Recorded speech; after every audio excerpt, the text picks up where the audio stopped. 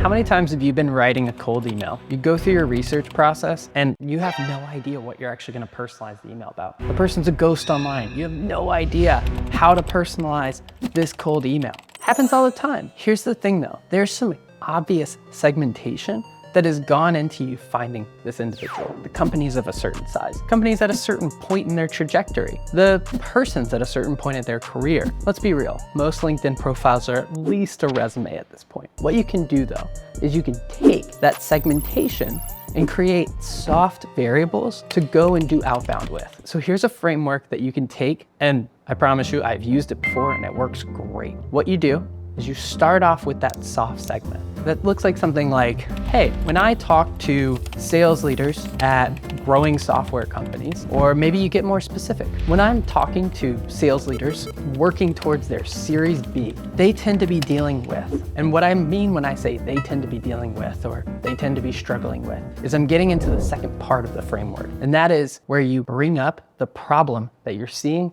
folks within that space dealing with. What you're doing here is you're leaning on your understanding of the buyer to show them, to quote Sam McKenna, you're showing them that you know them, right? And so you bring in two problem statements, ideally.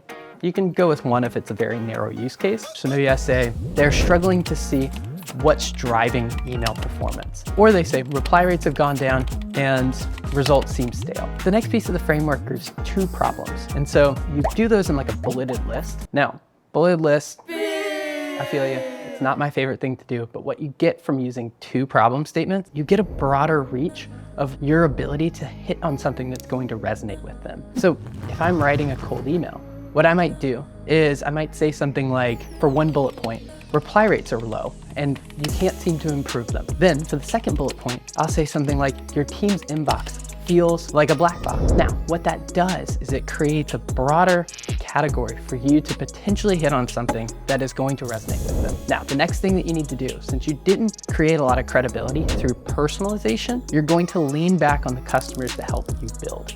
And what that does is you're gonna say something like, we worked with the team at Sendoso to solve for these. Then you're gonna bring in two statements that explain exactly what you did to solve for those things. And so you're gonna hit on both problems, right? So we gave them visibility across the team's inboxes and we 4x their reply rate. Those two things are gonna generate a lot of positive response. Now, the last thing you say is you ask if those problems are things that they struggle with. You'll say, are those things that are a challenge right now? And that's all you have to do. So don't fret if you don't find anything to personalize around, because this is a good framework to do, which is you start with that initial segmentation. You basically are saying like, I've seen people who look like you before. Then you bring in problems. Then you have credibility to speak to those problems.